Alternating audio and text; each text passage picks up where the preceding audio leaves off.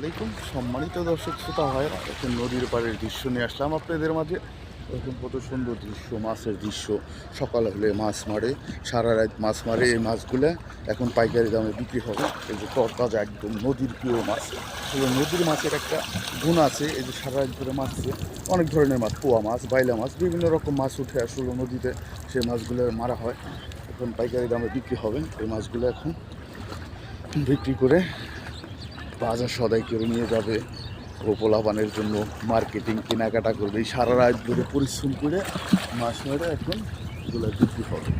এই যে সারা রাতে মাছ মারছে ভাইরা, দেখেন আরও অনেক নৌকা আছে।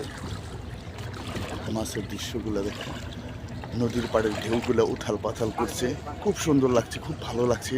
নদীর পাড়ে পানির যে ঢেউর একটা আওয়াজ আছে, সেই আওয়াজটা শোনা যাচ্ছে ভিডিওর মাধ্যমে, খুবই ভালো লাগবে সবাই অবশ্য।